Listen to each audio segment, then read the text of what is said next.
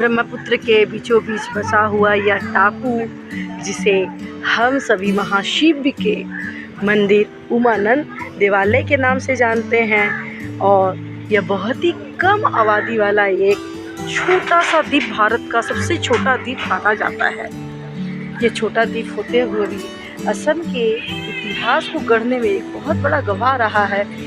आप देख सकते हैं किस प्रकार से यह इतनी सुंदर कला को प्रदर्शित करता है। यह मंदिर महाशिव का यह मंदिर, जहाँ माता एक तरफ कामाख्या मंदिर और यह टापू द्वीप में बसा हुआ यह महाशिव उमानंद। इस मंदिर के बारे में बहुत ही कम लोग जानते हैं, पर यह एक तीर्थ स्थलों में से एक मंदिर में उल्लेखनीय है। यह कामरूप के 5 तीर्थ स्थलों में से एक माने जाते हैं और यह पूजनीय स्थल का रूप में महत्वपूर्ण रखते हैं। और इस मंदिर की कलाकारी में आप पाएंगे बहुत सारे पत्थरों से बनाई गई यह मंदिर कला को प्रदर्शित करती है। मंदिर उमानंद मंदिर कालिका पुराण में भी दर्शाया गया है, और जब यहाँ वर्मन राजवंश का शासन होता था तब यह मंदिर का उल्लेख किया गया है। 17वीं सदी की बात है। आप इस मंदिर का उल्लेख कालिका पुराण में भी जाकर करके देख सकते हैं, किया गया है। बहुत छोटा सा द्वीप, पर यहाँ की कलाकारी, यहाँ के लोग, यहाँ के संप्रदाय, वैष्णव संप्रदाय और शैव संप्रदाय के लोग भी देखे जाते हैं। कालिका पुराण में आपको 10वीं-11वीं सदी के इस उमानंद द्वीप के बारे में स्थानीय की कथा मिलेगी। आप ज़रूर पुराण के माध्यम से और भी अत्यधिक जानकारी चाहिए तो पुराण को पढ़ें, ज्ञान को अत्यधिक बढ़ाएं, और जब भी कामाख्या मंदिर आए तो उमानंद या देवालय का दर्शन ज़रूर करें, क्योंकि यह असम को बनाने में, भारत को बनाने में एक बहुत बड़ी महत्वपूर्ण भूमिका अदा करता है। यहाँ देश विदेश से लोग आते हैं दर्शन के लिए और दर्शन प्राप्त करते हैं। उमानंद द्वीप का आरंभिक उल्लेख कालिका पुराण में भी मिलता है। आप इसे देखें। प्राचीन काल असम की राजनीतिक और सांस्कृतिक इतिहास के बारे में भी जानकारी देखी जाती है। कामरूप के पाल इतिहास के बारे में शासन काल, जब 10वीं और 11वीं सदी में रचित कालिका पुराण में उमानंद द्वीप से जुड़ी एक स्थानीय कथा का जिक्र है। इस लोक कथा के अनुसार आप कह सकते हैं कि यह द्वीप भगवान शिव ने सती के लिए बनाया था, जिन्हें उनके पिता दक्षराज जी ने शिव के विवाह करने के कारण त्याग दिया था। यही प्रेम के देवता कामदेव पर शिव का प्रकोप टूटा था, क्योंकि उसने शिव की तपस्या में विघ्न डाला था। शिव के प्रकोप की वजह से कामदेव भस्म हो गया था। जिस पहाड़ी पर शिव मंदिर है उसे भस्माचल के नाम से भी हम अभी कहते हैं। अभी इस कलयुग समय में भी इसे भस्माचल कहते हैं, जहाँ कामदेव की भस्म है। इसी लोक कथा का उल्लेख योगिनी तंत्र भी है, जो 16वीं सदी में कुछ शासकों ने शासन काल में लिखा गया था। कालिका पुराण में इसका जिक्र किया गया है, ज़रूर पढ़ें। और यह मंदिर बहुत ही खूबसूरत और बहुत ही भव्य है, इसका दर्शन अवश्य करें। गुवाहाटी ब्रह्मपुत्र नदी के पास और बीच में ये बसा यह टापू श्री उमानंद देवालय के नाम से प्रसिद्ध है। जो भी गुवाहाटी आते हैं ज़रूर उमानंद देवालय का दर्शन करते हैं। देख सकते हैं उमानंद देवालय से ये ब्रह्मपुत्र का दृश्य देखा जा रहा है। उमानंद देवालय, आप ब्रह्मपुत्र नदी का विशाल जो ये रूप देख रहे हैं, इसकी भी बहुत सारी उप नदियाँ हैं, जिसमें से आप जानते होंगे सुबनसिरी, तीस्ता, लोहित, बारक, तोस्ता आदि। ये जो ब्रह्मपुत्र नदी है, इसके आसपास किनारे जो शहर बसे हुए हैं, जिसमें से कुछ नाम आप जानते हैं, तेजपुर है, गुवाहाटी जो अभी आप प्रेजेंट ब्रह्मपुत्र की ये जो विशाल रूप देख रहे हैं वो गुवाहाटी में मौजूद है। डिब्रूगढ़ भी उसमें से एक है। ब्रह्मपुत्र की गहराई 38 मीटर आप लोग जानते हैं, जिसे 124 फीट मान सकते हैं, और अधिकतम गहराई आप 120 मीटर 380 फीट प्राय माना जाता है।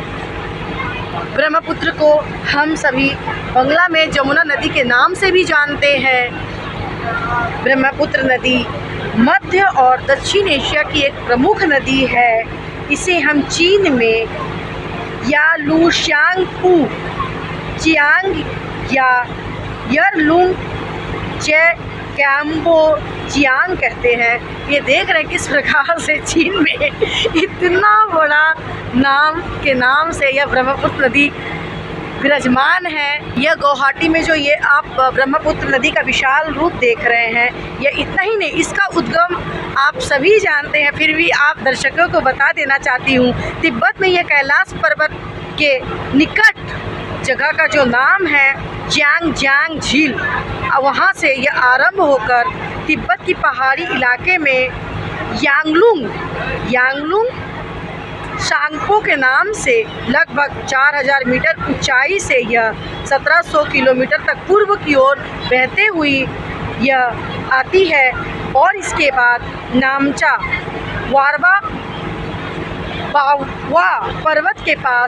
वावा पर्वत के पास दक्षिण पश्चिम की दिशा में मुड़कर भारत के अरुणाचल प्रदेश में घुसती है, जहाँ पे हम इसे जाकर करके सियांग भी कहते हैं।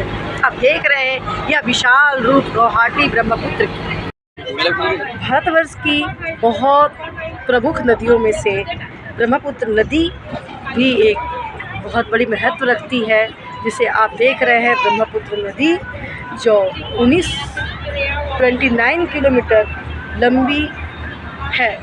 ब्रह्मपुत्र नदी को विभिन्न राज्यों में विभिन्न नाम से जाना जाता है। तिब्बत में सांगपो नदी के नाम से इसे जानते हैं। अरुणाचल प्रदेश में इसे देहांग भी कहते हैं, और असम में इसे, जिसका विशिष्ट रूप आप देख रहे हैं इस वक्त, ब्रह्मपुत्र नदी से यह विख्यात बहुत ही सुंदर और भव्य दिख रहा है। गुवाहाटी के इस परम स्थल पे ब्रह्मपुत्र नदी का यह दृश्य, यही ब्रह्मपुत्र नदी दक्षिण में जा कर के बहती है, और इसे जमुना के नाम से भी लोग जानते हैं। दक्षिण में बहते हुए यह जाकर के बंगाल खाड़ी में जाकर करके यह ब्रह्मपुत्र नदी मिलती है, जिसे वहाँ पे पद्मा नदी के नाम से यह विख्यात है, और यह बंगाल की खाड़ी में जाकर के मिलती है। यह उनका विशाल रूप अभी आप असम में देख रहे हैं, गुवाहाटी। ये छोटे छोटे टापू भी आप देख सकते हैं। यह ब्रह्मपुत्र नदी का विशाल रूप जो बहुत ही सुंदर यह दृश्य प्रदर्शित कर रहा है।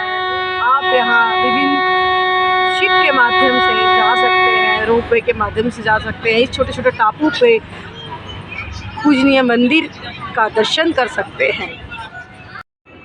आप अभी देख रहे हैं उमानंद, इस ब्रह्मपुत्र नदी महास्थल पर यह एक टापू पर स्थित उमानंद मंदिर है, जिसे आप अभी इस दृश्य के माध्यम से देख रहे हैं। कितना ही खूबसूरत। इसे आने के लिए आपको जेटी घाट से आना पड़ेगा, फैंसी मार्केट के पास से आना पड़ेगा। आप देख सकते हैं किस प्रकार से यह भव्य रूप, सुंदर रूप आपके सामने प्रदर्शित कर रहा है। इस वीडियो के माध्यम से जुड़े रहें और देखते रहें, लाइक और सब्सक्राइब करते रहें। लेटेस्ट जर्नी के बारे में, लेटेस्ट कहानियों के बारे में और प्राकृतिक और नेचर से जुड़े हुए हर एक सच तथ्य आपके सामने प्रदर्शित करने के लिए। अभी 2024 में आप देख रहे हैं किस प्रकार से यह परियोजना जो आप देख रहे हैं ब्रिज बनाने का यह उपक्रम चल रहा है। बहुत जल्द ही और भी देश विदेश से लोग आने वाले इस स्थल पे आ सकेंगे और बहुत ही कम कॉस्ट में उमानंद विभिन्न प्रकार की इस प्रकार की टापू पे आकर करके ईश्वर का दर्शन करेंगे। यह देवालय आएंगे और यहाँ के सुंदर दृश्य का उपभोग करेंगे। उमानंद पहाड़ियों के बारे में बताएं आप दर्शकों को। है वही बोला है, हम भी तो इतना नहीं जानते हैं ना। बरसात में जो पानी ऊपर तक आ जाता है जिसकी वजह से क्या दिक्कतें होती है यहाँ पे जो लोग हैं?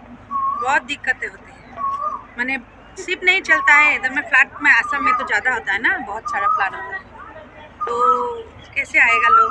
शिप ही बंद कर देता है और ऊपरी पहाड़ी में वो इतना तक पानी आ जाता है, बहुत ऊपर तक।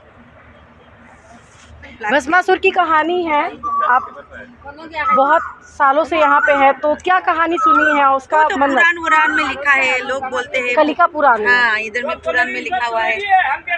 माने क्या, तो महादेव कुछ उधर में मन्नत, महादेव जैसे व्रत करते हैं ना, जैसे तपस्या करते हैं, वैसे तपस्या कर रहे थे, तभी कामदेव ने उसका व्रत भांग दिया था, माने उसका तपस्या भांग दिया था, तभी उसको भस्माचल पहाड़ी में उसको भस्म कर दिया था, इसीलिए इस इलाका ना भस्माचल। आइए दीदी,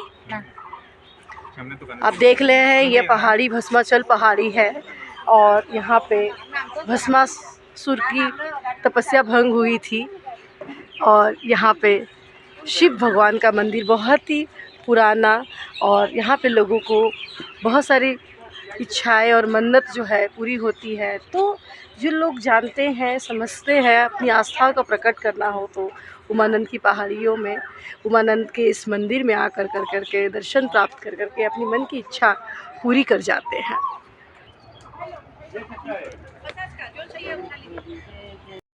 आपको कैसा लग रहा है? अच्छा लग रहा है। पूरा अलग अलग एक ही नदी का कलर अलग अलग देख करके कैसा अनुभूति हो रहा है? अच्छा हो रहा है। पहले भी देखा था मैंने बहुत बार, पर इस बार देख के मजा आया।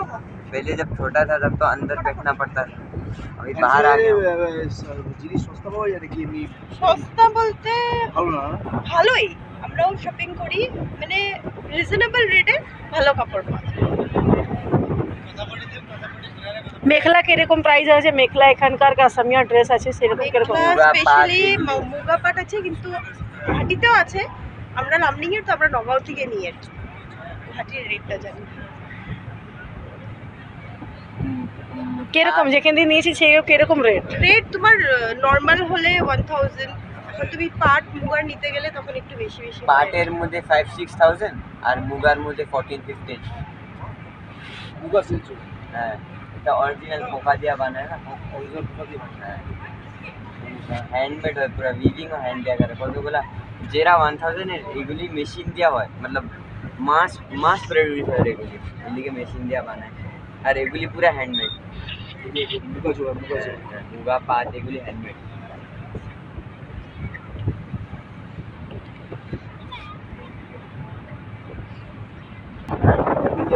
यहाँ से 186 किलोमीटर, लगभग से 4-5 घंटा लगता है।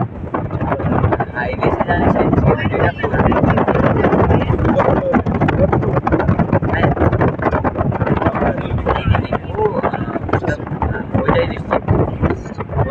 हो जाए। पहाड़ी इलाकों में क्या क्या देखने को मिला है आपको? इतने वर्षों से रह रहे हैं आप असम में। लमडिंग में इतना पहाड़ नहीं है, पर मैं शिलोंग गया, उधर पे बहुत शिलोंग में ज़्यादा एनसी हिल्स बोल के एक जगह है, वो सबसे अच्छा लगा मेरे को, एनसी हिल्स। और शिलोंग कैसा लगा? शिलोंग तो बात ही मत करो, आप लोगों से शिलोंग नजदीक होता है? शिलोंग में क्या शिलोंग गुवाहाटी से नजदीक होता है ना, 2 या 3 घंटा, 2 या 3 घंटा। शिलोंग में क्या आपको डिफरेंट देखने को मिलता है? वेदर, उसके बाद एरियाज, पहाड़ वैसे पहाड़ नहीं है, डायरेक्ट मतलब गिरने जैसा पहाड़ है, वही मजा आता है, फीलिंग है बहुत। हाँ वही और चेरापूंजी और बहुत ज़्यादा वाटरफॉल भी है उधर। वाटरफॉल बहुत ज़्यादा है। कभी ऐसा लगा है कि वहाँ स्नो पड़ा हो या स्नो जैसा पहाड़? हाँ, उधर पे स्नो मैंने कभी सुना नहीं है, पर अरुणाचल का तवांग एक जगह उधर पे होता है स्नोफॉल। तवांग में अभी भी स्नोफॉल हो रहा है। और इस साल वैष्णो देवी में पहली बार वो अभी तक गए थे। इस साल पहली बार हुआ वैष्णो देवी। हम जब गए थे तब हम लोग ने बस पहाड़ों पे वो स्नो पहाड़ देखा, तो ज़्यादा नहीं देखा। कौन से मंथ में गए थे आप? हम लोग गए थे अप्रैल के 16 में। अप्रैल के 16 पे गए थे हम लोग और आए 24 को, पहली साल में। और आने के 2 दिन बाद ही मेरा हाथ टूट गया। फुटबॉल खेलने गया था, हाथ टूट गया। एक प्लेट ने स्टिक बैठाया था, निकाल दिया। हाँ, 45 डेज के बाद निकाल दिया। पटना गया था। हाँ,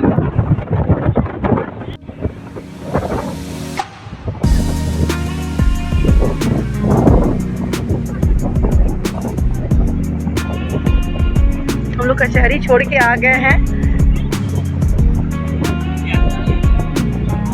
फैंसी मार्केट जा रहे हैं। उमानंदा का साइड में मजूरी का कितना 600 कितना था। मजूरी बहुत बड़ा है। हाँ, वो मतलब वो मजूरी कुछ दिन बाद एक्सटेंड हो जाएगा, तो वो ऑयल डिपोजिशन के लिए बता दो। अभी धीरे धीरे मजूरी में वो आई गेस 2-3 मतलब बहुत आगे जाना पड़ता है लेकिन लाइन से, तब उधर का मीडियम में है वो गाँव उधर 2 भागों में बढ़ के एक तक आता है। और उधर पे जहाँ पे सारे हमें फिल्म का शूटिंग होता है, सब उधर पे होता है। नहीं, उस साइड में एक जगह है उमानंदा का, एकदम राइट साइड।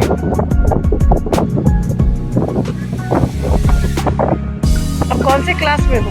अभी कोर्स लेके आया, 4 तारीख को खत्म हो। प्रकृति बहुत अच्छा लगता है ब्रह्मपुत्र जो आपने चैप्टर्स में देखे और आप प्रकृति में देख रहे हो।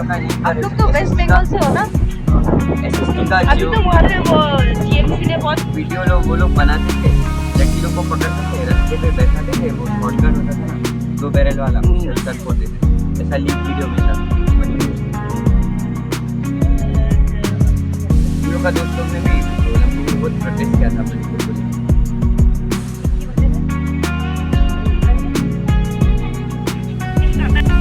अब देख रही है डॉल्फिन में 100 रुपये का किराया है।